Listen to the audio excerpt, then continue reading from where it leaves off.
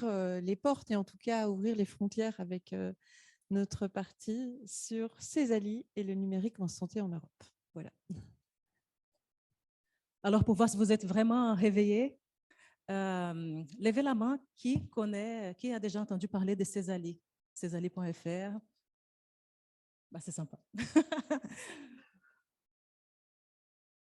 David nous a bien présenté. Je pense qu'on peut aller vite sur ces parties-là. Vous aurez aussi nos contacts sur les derniers slides pour peut-être nous envoyer vos questions, approfondir le sujet. On sera à votre disposition pour continuer l'échange. On a donc 10 minutes de retard sur le programme. Ceci est l'agenda qu'on voudrait partager avec vous aujourd'hui. Je ne vais pas m'attarder, mais je vous ai demandé par rapport à Césalie, est-ce que vous avez aussi entendu parler du projet de règlement européen pour l'espace européen de données de santé? Levez la main aussi. C'est bien, certains sont encore réveillés. Merci. Sans plus tarder, je vais demander à Isabelle de démarrer la présentation en nous parlant justement de ce projet de règlement, ses impacts, les services qui seront proposés aux citoyens. Avec grand plaisir, Angelica. Donc, certains d'entre vous, effectivement, sont déjà au courant de ce projet de règlement pour l'espace européen de données de santé.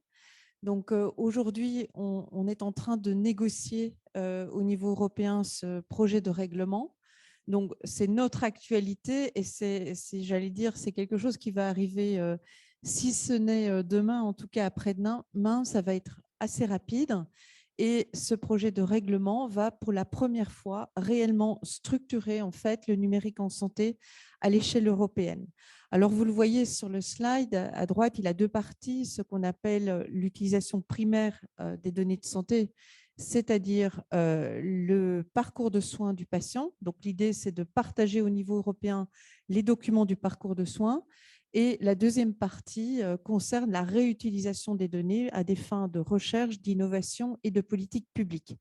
Alors, quels sont les objectifs de ce projet de règlement ? Donc, c'est d'abord d'apporter des nouveaux services aux citoyens au niveau européen, leur permettre d'avoir le contrôle sur leurs données de santé et aussi faire répondre à une attente des professionnels de santé qui est qu'est-ce que je fais quand je prends en charge un patient européen, je ne comprends pas sa langue, je n'ai pas forcément accès à ses données de santé. Donc, tout cela, demain, ça va évoluer puisque le professionnel de santé, avec le consentement du patient, aura accès aux données de santé et dans sa langue. Mais on y reviendra plus en détail. C'est aussi permettre, et ça nous a cruellement manqué pendant la crise Covid, de pouvoir utiliser les données de santé à des fins de politique publique. Autant vous dire que si on avait eu cet espace européen de données de santé, ça aurait quand même simplifié grandement un certain nombre de choses. Et ça va permettre également, donc, comme je vous le disais, de donner accès aux Européens à des innovations, accélérer la recherche. Je prends l'exemple, par exemple, des maladies rares où, évidemment, il y a un enjeu d'avoir cette échelle européenne. C'est aussi plus largement le fait de construire une Europe de la santé avec et grâce au numérique en santé, puisque c'est la seule façon de faire, c'est le numérique qui va permettre de construire cette Europe de la santé dans un cadre de valeurs que nous reconnaissons, auquel nous adhérons et qui nous permet d'avoir une troisième voie, dit-on, entre la Chine et les GAFAM. Voilà. Donc, ces éléments-là, ce sont des éléments qui ont été à la base de ce projet de règlement. C'est aussi quelque chose qui s'inscrit plus largement dans la stratégie européenne, puisqu'en fait, il y aura un espace sectoriel de données, donc pour chaque secteur de l'économie, et la santé a été choisie pour des raisons de priorité comme étant le premier espace sectoriel. Donc en fait, c'est quelque chose qui va se décliner vraiment pour tous les secteurs de l'économie. Alors, ça veut dire pour nous aussi des impacts majeurs parce qu'en fait, aujourd'hui, on a une coordination européenne, mais on n'a pas d'obligation pour le numérique en santé, ou du moins très peu. Évidemment, il y a quelques règlements que chacun connaît, mais là, ça va donner un cadre global. Donc, la première chose, c'est que ça va concerner tout le numérique en santé. Donc, le périmètre est vraiment très large. Donc, tout le monde, tous les sujets et ça va nous donner évidemment à la fois un marché unique pour le numérique en santé, à la fois des nouveaux services pour les citoyens et les professionnels de santé, mais évidemment quelques obligations et notamment on vient de parler de certification au niveau national et là ce projet de règlement projette en fait d'avoir une auto-certification qui sera peut-être à l'arrivée une certification sur tous les logiciels, tous les DM et tous les applicatifs utilisant des données de santé. Donc, tout ce qui concerne le numérique en santé va passer sous le couvercle de ce règlement. Comme c'est un règlement, il va s'imposer à nous. Donc, en fait, ce niveau européen va devenir obligatoire et un prérequis pour être sur le marché, quoi qu'il advienne. Donc, c'est un prérequis et ce sera obligatoire pour chacun des États membres de se mettre dans ce moule. Ça va nous faire le même effet que le RGPD et c'est valable sur les deux parties, à la fois Ma Santé @UE et à la fois sur la partie utilisation secondaire, donc Health Data @EU en anglais et données de santé @UE en français. Donc, ça va changer quand même grandement les choses et pour la réutilisation des données de santé, ça va permettre par exemple d'avoir une demande unique au niveau européen pour pouvoir accéder à des catalogues de données et des données européens. Alors, vous le voyez, c'est très important. Donc, on vous demande votre contribution pour participer à cette négociation, pour être sûr de capter en fait toutes les opportunités et les risques que vous voyez dans ce projet de règlement.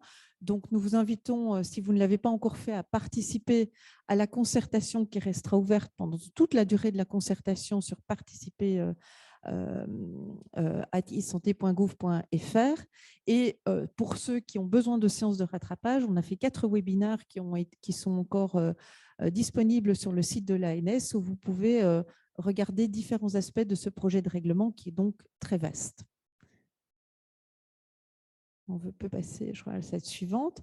Alors, un petit retour, un petit flashback. Les 6 premiers mois de l'année ont été très, très denses aussi sur les sujets européens et internationaux puisque nous avions à gérer la présidence française du Conseil de l'Union européenne pour le numérique en santé. Donc, je vous rappelle, c'est une présidence tournante, 6 mois. Donc, aujourd'hui, on est passé sous présidence tchèque. Mais la France, pendant cette période, a mené quelques actions de construction européenne, notamment au niveau national avec un impact qui est l'adoption de la SNOMED-CT. Et pour globalement le socle européen, je vous parlais de ce cadre de valeurs qui nous est cher, en fait, il n'était pas formalisé. Donc, en fait, on a une action de formalisation et en un mois, on a adopté 16 principes éthiques sur 4 dimensions que vous voyez à l'écran et qui permettent de donner un socle de confiance pour tous les citoyens européens. Voilà. Donc, pas besoin, je crois, de commenter plus. On peut passer au suivant. Alors, une dernière chose, et non la moindre, donc aujourd'hui, il y a une gouvernance du numérique en santé qui est assurée par le réseau eHealth Network. C'est une nouvelle toute fraîche, mais la France, avec la personne de Raphaël Beaufray, a été élue pour représenter l'ensemble des États membres en tant que coprésident de cette gouvernance du numérique en santé européenne. Coprésidence, puisque cette coprésidence est assurée avec la Commission. Merci.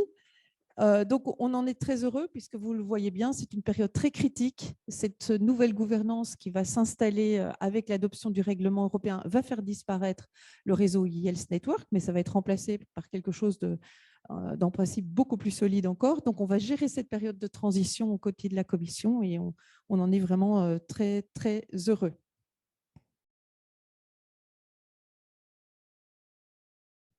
Alors, merci Isabelle. On va passer sur cette trajectoire européenne pour le numérique en santé. Isabelle l'a mentionné tout à l'heure, il y a aujourd'hui une ambition qui est de construire cette Europe de la santé, l'Union européenne de la santé, qui soit forte et qui permette de fluidifier les parcours du patient, du citoyen, de sorte que les données de santé du patient l'accompagnent quand il traverse les frontières et favoriser aussi la collaboration, la coopération entre les différents professionnels de santé qui prennent en charge ce patient où qu'il soit, dans son pays de résidence ou ailleurs en Europe.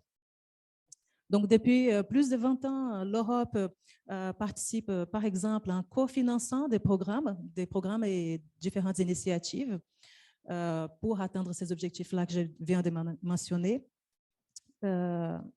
Sur le slide d'après, on vous montre ici que ces programmes et services, ils viennent répondre à des défis et des attentes qui sont bien identifiés. Ici, on a repris les résultats d'une étude européenne qui a été publiée sur le site de la Commission, mais vous connaissez tous ces éléments, c'est-à-dire qu'aujourd'hui, il y a une pression des budgets qui sont dédiés à la santé, que ce soit en Europe ou ailleurs. Il y a, par exemple, le vieillissement de la population, les maladies chroniques qui doivent être prises en charge. Donc, on cherche des solutions aussi d'efficacité. Il y a le fait qu'en Europe, l'accès aux soins ne soit pas de la même qualité partout, qu'il soit donc inégal.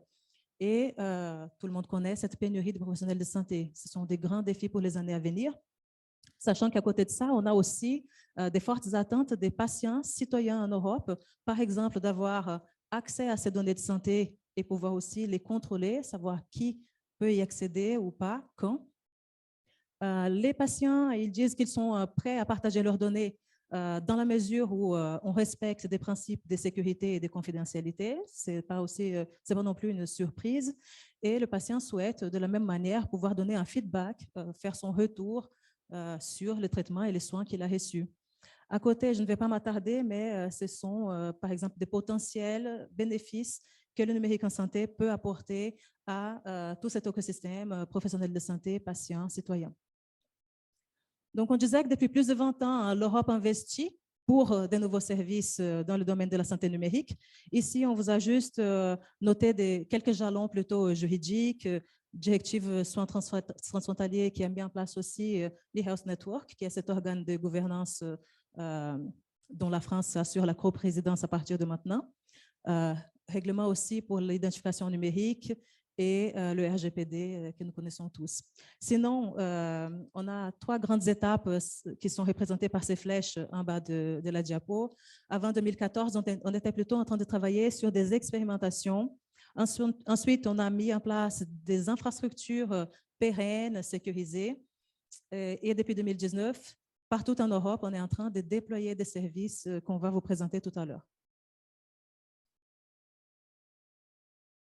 Là, on ne va pas s'attarder sur toutes les initiatives depuis les 10 dernières années, mais c'est pour vous dire qu'on était présent, que ce soit le ministère, l'ANS, l'ACNAM et aussi le Health Data Hub, présents sur des projets européens pour porter la position de la France, nos priorités et aligner les travaux européens avec les travaux nationaux qui sont en cours. Donc aujourd'hui, notre présentation, vous avez compris, on a parlé du projet de règlement européen pour l'espace européen de données de santé, donc qui contient 2 volets pour l'utilisation primaire de données, continuité des soins en Europe. Donc, c'est ça notre focus sur cette présentation. Et l'utilisation secondaire, on ne va pas aborder sur la suite de la présentation. Angelica, on peut juste peut-être citer pour ceux qui ne le savent pas que le Health Data Hub, quand tu parlais d'implication, en fait a été sélectionné par la Commission européenne pour piloter en fait la partie secondaire des données de santé, donc avec 16 partenaires et couvrant des 16 partenaires issus de 9 pays différents. Les Data est en train de déployer, a commencé à déployer un pilote pour la partie secondaire des données de santé qui est un petit peu moins avancée que MyHealth@EU, Ma Santé à Tueux.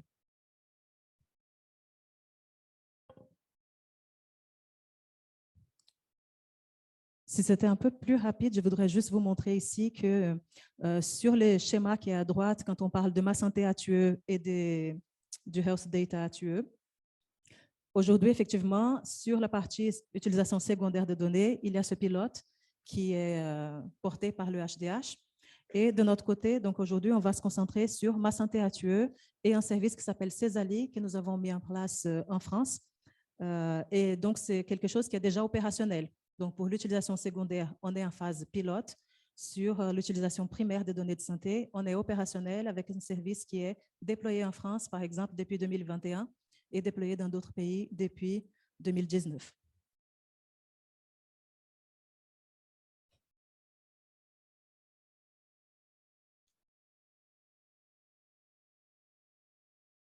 Donc, globalement, ici, cette partie, elle était un peu rétrospective pour vous dire là où on avait mis nos efforts pour contribuer à la création de cet espace de confiance européen depuis de nombreuses années. Et là, on veut passer sur qu'est-ce que c'est que ces programmes Ma Santé à Thieu, qu'est-ce qu'on y fait et qu'est-ce que ça apporte aux professionnels de santé, aux patients en Europe. Donc, pour que les services pérennes soient disponibles en Europe, on a dû créer un espace de confiance avec des infrastructures sécurisées partout. Donc, ce programme Ma Santé à Thieu a permis donc, à l'ensemble des États membres européens, avec la Commission européenne, de mettre en place cette infrastructure, Ma Santé à Thieu, de sorte que chaque pays a dû développer et déployer un point de contact national. C'est-à-dire qu'un professionnel de santé en France, quand il accède à la synthèse médicale d'un patient qui est, par exemple, portugais, le professionnel de santé français n'accède pas directement à l'infrastructure nationale portugaise pour obtenir et consulter les données de santé du patient portugais. Il va faire la demande au point de contact national français et celui-ci communique avec le point de contact national portugais. Donc, il y a ces acteurs intermédiaires pour permettre la sécurisation des données et toutes les autres caractéristiques du projet qu'on va vous présenter tout à l'heure.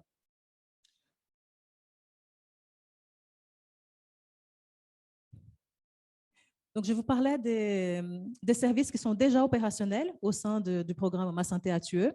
Ces deux services sont la consultation, l'échange, partage de Patient Summary. Patient Summary, c'est l'équivalent du VSM en France. C'est une synthèse médicale, un document clinique qui va contenir des informations sur la santé du patient, ses allergies, ses antécédents chirurgicaux et cliniques, les différents traitements en cours, etc.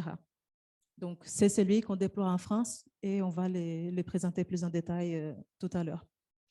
Un autre service qui a beaucoup de succès, notamment entre la Finlande et l'Estonie, qui sont des pays transfrontaliers où la population traverse la frontière tous les jours pour le travail notamment, c'est le partage des prescriptions médicales, de médicaments électroniques. Donc, il s'agit pour les patients d'aller obtenir leurs médicaments, la dispensation de leur traitement dans n'importe quelle pharmacie des pays qui sont déjà opérationnels sur Ma Santé à Thieu. Donc, à côté de ces services qui sont opérationnels, bien sûr, on travaille pour une expansion des cas d'usage, une expansion des services. Parce que depuis 2019, on a déjà pu vérifier que l'infrastructure est opérationnelle, sécurisée, qu'on travaille guidé aussi par des besoins terrain, des cas d'usage concrets.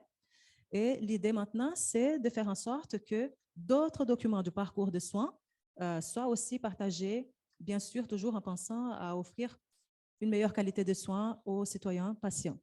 Donc, on parle maintenant de partager des comptes rendus des bio, des résultats d'examen de biologie, comptes rendus d'examen aussi d'imagerie, intégrer au Patient Summary, donc à la synthèse médicale européenne, des données concernant les maladies rares qu'Isabelle a mentionné tout à l'heure, et aussi pouvoir partager des lettres de sortie d'hospitalisation. Donc, à droite des slides, on a juste montré aussi que les guidelines européennes sont déjà disponibles pour les résultats de labo et qu'elles sont en cours de révision pour ces autres cas d'usage que j'ai mentionnés. Alors là, c'est un slide juste pour vous montrer que progressivement, les États membres européens sont en train de déployer ces services. Donc, depuis 2019, vous voyez à gauche les premiers pays qui sont allés live, qui sont en production avec ces services. La France est arrivée en 2020-2021, notamment ralentie un peu par la crise sanitaire. Et donc, progressivement, d'ici 2025, l'idée, l'ambition est que l'ensemble des pays en Europe soient raccordés, soient opérationnels sur Ma Santé à Thieu. Donc là, c'est juste pour vous dire qu'aujourd'hui, ça ne se voit pas sur le slide, mais 37% des États membres sont déjà opérationnels, que ce soit pour le partage des synthèses médicales ou pour la prescription électronique des médicaments. Oui, juste un petit commentaire. Donc, vous voyez, à l'arrivée, on aura 30 pays connectés, les 27 de l'Union européenne la Norvège, l'Islande et l'Ukraine qui étaient rajoutés pour des raisons évidentes plus récemment. Donc, c'est 30 pays qui vont avoir cet espace de partage pour le parcours de soins et pour l'utilisation secondaire. Un calendrier, comme l'indique Angelica, jusqu'à fin 2027 pour que tout le monde soit à bord. Et je vous rappelle donc le caractère obligatoire qui va s'imposer entre-temps avec le règlement pour y participer et pour déployer au fur et à mesure à la fois les cas d'usage et donc aussi les guidelines métiers et techniques qui vont être émises par la nouvelle gouvernance du numérique en santé en Europe. Donc là, c'est juste pour rappeler ce qui est déjà opérationnel en France, le cas du patient européen sur notre territoire. C'est-à-dire que un patient portugais, tchèque, croate, maltais, et j'en passe, parce qu'on est raccordé à 7 pays au total, un patient d'un de ces 7 pays peut se trouver en France, aller consulter un médecin ou un autre professionnel de santé, et celui-ci a donc la possibilité d'accéder à la synthèse médicale de ce patient pour adapter les soins qu'il va lui proposer. Le cas du patient français dans un autre État membre, c'est un service autour duquel on a déjà beaucoup travaillé, et avec le ministère et avec la CNAM ici présente. Et on continue de travailler aussi jusqu'à ce que ce sera effectif sur le terrain. On vous a marqué ici des informations majeures parce que jusqu'en 2021, on n'avait pas non plus tous les éléments juridiques, législatifs qui nous permettaient de partager les données de santé des patients français, du citoyen français, dans un autre pays que la France. Donc, en 2019, on a réussi à faire passer un article de loi dans le Code de la santé et un décret d'application a été publié en juillet 2021. Donc maintenant, on travaille pour que derrière, techniquement, ce cas d'usage-là soit aussi déployé le plus vite possible. Du coup, on va passer au cas d'usage très concret avec une démo. J'étais assez impressionné de voir toutes les mains levées quand on a parlé de Césalie. Là, on a un petit peu revu son calendrier et puis on va avoir aussi une bonne nouvelle cette année pour les éditeurs de solutions que je garde en dernière slide. On y arrive très vite. Donc, vous aviez vu qu'on avait publié ce site web, en fait, césalie.fr, à l'été 2021, qui permet à tous les professionnels de santé de français d'accéder à la synthèse, au volet de synthèse médicale d'un patient européen, donc c'est équivalent Patient Summary. À l'intérieur de ce Patient Summary, on a différentes données de synthèse médicale, allergie, traitement en cours, maladie et intervention chirurgicale antérieure, et puis on va aller parcourir ensemble en fait ce type de données qu'on est en capacité de réceptionner. Langue en français, en fait, c'est l'élément majeur, c'est la partie de traduction, de transcodification de cette donnée, donc cette donnée structurée qu'on réceptionne via ce format pivot européen et qu'on enrichit en fait. Et c'est là l'innovation majeure en fait de ce mécanisme de points de contact nationaux. Bien sûr, avec le consentement du patient qui est le prérequis pour le partage, l'ouverture en consultation de ces données de santé. Et c'est cette dernière phrase en bas, c'est là la surprise en fait pour aujourd'hui, c'est que vous connaissez sans doute césalie.fr en tant qu'interface web, directement pour le professionnel de santé qui se log via ProSanté Connect. Et maintenant, donc ça on l'a publié à l'été 2021 et été 2022, il y a quelques mois, son API. Et donc avec un effet d'annonce là-dessus, on est en recherche de bêta-testeurs si vous voulez intégrer césalie.fr dans vos logiciels. C'est avec plaisir pour essayer de faire des tests ensemble et on ira parler un petit peu de cette API juste après. On a parlé aussi sur ce mécanisme européen de plus de documents de santé, plus d'échanges, plus de cas d'usage. C'est important de préciser aussi donc, toute cette couverture géographique. On a vu qu'on était sur une base de volontariat et puis avec ce nouveau règlement, on bascule sur l'opposabilité du caractère obligatoire de s'y raccorder. Ça, c'est intéressant pour l'usage. Donc aujourd'hui, césalie.fr, on a 7 pays, 7 États membres raccordés. On avait commencé avec 4, Portugal, République tchèque, Malte, Croatie. Et on a ajouté en début d'année le Luxembourg, l'Espagne sur 2 régions. Et le dernier est l'Estonie, qui est un champion de la e-santé aussi en Europe. Et nos collègues espagnols nous ont annoncé que sous 12 mois, nous aurions la totalité de l'Espagne. C'est assez énorme en termes du coup de centralisation, enfin de mécanismes de leur côté. Et bien sûr, après, donc avec cette projection de 2025 et ce règlement, eh bien, l'ensemble de l'Europe, et là, on va être intéressé par les pays les plus limitrophes, hein, bien sûr, pour favoriser donc, la destination donc, des touristes, des travailleurs transfrontaliers, et puis tout ce qui est voyage d'affaires. Cette annonce de nos collègues espagnols, elle est très importante parce qu'on est très sollicité par des grades ou des professionnels de santé directement qui travaillent dans la région frontalière entre la France et l'Espagne, qui reçoivent beaucoup de patients espagnols et qui sont aujourd'hui en manque d'accéder à des données pertinentes pour la prise en charge. Donc, c'est vraiment une très, très bonne nouvelle. On va passer à une petite démo. En fait, tout à l'heure, sur l'innovation, on a voulu faire une démo de l'espace. Ça n'avait pas fonctionné et en fait, c'était génial. Ça a été vachement un levier parce que vous avez été très nombreux à scanner, aller directement depuis Google et puis de scanner le QR code.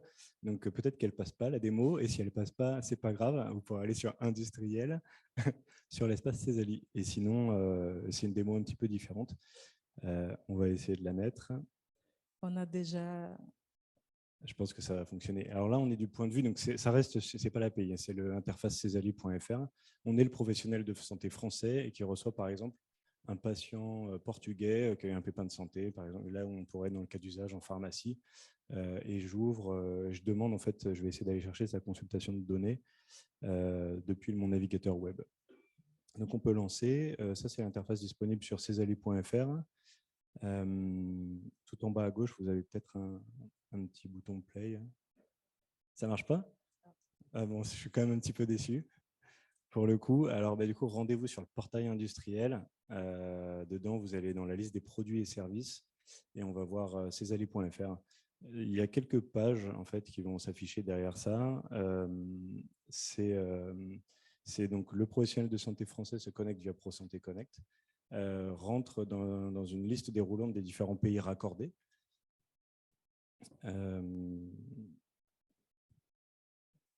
Ouais.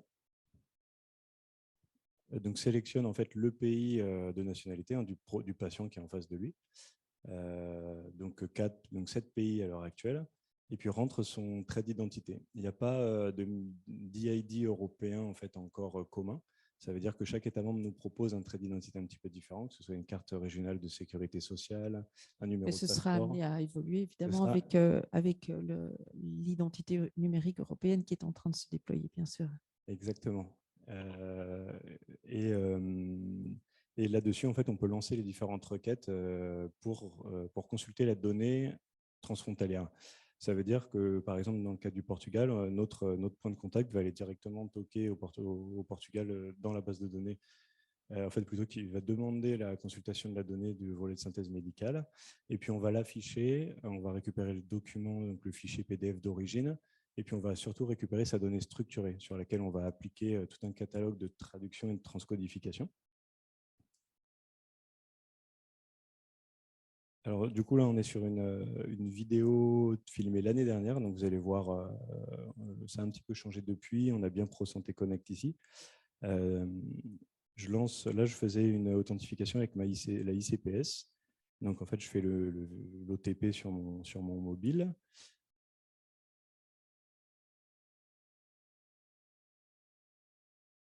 Je sélectionne ma situation d'exercice.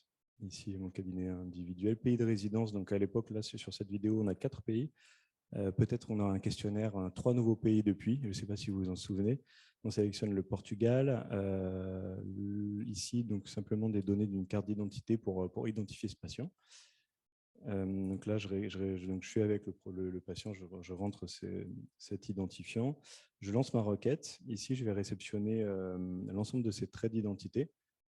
Son nom, prénom, genre, date de naissance, adresse de résidence. Je vais confirmer la demande de consultation dans le cadre de cette prise en charge médicale. Et je vais aller consulter via une plateforme de la commission une notice d'information de patient proposée pour le patient dans sa langue et qui explique un petit peu ce cadre juridique, réglementaire, comment est-ce que ça fonctionne, sous quel programme de financement on a pu monter ce réseau. Donc voilà un petit peu à quoi ça ressemble. Il faut savoir qu'ici, le patient, là par exemple portugais, nous, on ne regarde pas son mécanisme de consentement depuis sa base potentiellement. Avant de voyager, il a autorisé l'accès à ses données de santé, ou sinon il est directement relié à une application et il accepte le partage de ces données. On a renseigné notre DPO à l'ANS et puis on explique en fait toutes les différentes sections cliniques sur lesquelles on va demander l'accès. Et une fois qu'on a validé tout ça, on peut demander de lancer la consultation de la synthèse. Donc là, en fait, on va directement piocher dans la base au Portugal. Les pays, ça va être un petit peu différent. Parfois, c'est un agrégat des données en temps réel. Parfois, c'est un document existant dans une base centrale. Ici, on réceptionne le fichier d'origine, tout ce qui est pour le Portugal, avec le formatage du pays. Toutes ces sections bleues, plutôt du détail du patient, et en jaune, plutôt les sections cliniques. On se débrouille bien avec du portugais. C'est parfois un peu moins simple avec d'autres langues européennes. Mais ce qui est intéressant ici pour le professionnel de santé, c'est ce CDA Display Tool, c'est d'afficher ces sections cliniques. Allergie et réaction indésirable, pathologie active. Je peux toujours remonter au code original, ICD-9, je peux, pourquoi pas, confronter cette donnée au patient. Historique de traitement reçu, avec donc principe actif, forme pharma, date de début de prise, fréquence. Et là, par exemple, revenir sur un code ATC. Historique d'utilisation des DM, pas ici présent. Le DM fait partie là, du patient summary européen. Antécédents chirurgicaux avec l'acte. Et l'historique vaccinal, qui en fait est une section immunisation. Voilà, en fait, en somme, ce qu'on arrive à faire, c'est assez innovant parce que là, c'est la première fois qu'on partage de la donnée transfrontalière avec des mécanismes bout en bout d'affichage. Merci beaucoup, Une Manon. astuce simple mais ingénieuse. Et donc, cette interface était seulement web. Et là, notre grande annonce, c'est que désormais, vous, en tant qu'acteur du numérique en santé en Europe, vous allez pouvoir intégrer ces alliés à vos logiciels métiers à destination des professionnels de santé en France via une API. Donc, notre idée, c'est que le professionnel de santé français n'aura pas besoin de laisser de côté son logiciel métier pendant la consultation pour se connecter à ses alliés sur le navigateur web. Donc, il va avoir accès à toutes les fonctionnalités directement dans son logiciel pour plus d'efficacité, pour un gain de temps, et ce temps-là qui pourrait donc être utilisé pour la prise en charge du patient plutôt qu'à aller se connecter sur d'autres outils parallèles. Donc, le prérequis, c'est que vous ayez déjà ProSanté Connect, parce qu'en fait, c'est ce jeton-là qu'on va utiliser au début des requêtes. N'hésitez pas à rentrer en contact avec nous. On va publier les documentations techniques. On peut faire des tests. En fait, on va être au plus près de vos équipes pour faire les tests techniques, pour parcourir ensemble les différentes requêtes. On a 11 requêtes sur 2 endpoints. Et en fait, c'est simplement de manière technique ce qu'on vous a présenté dans la démo. C'est le même déroulé techniquement derrière en langage machine. Donc voilà, le ProSanté Connect, c'est le prérequis et vous pourrez nous contacter via ANS-Europe et puis vous avez aussi nos noms, nos contacts directs. Merci beaucoup. Merci à tous. Et au passage, on vient de rattraper le retard et on est à 17h15 pile.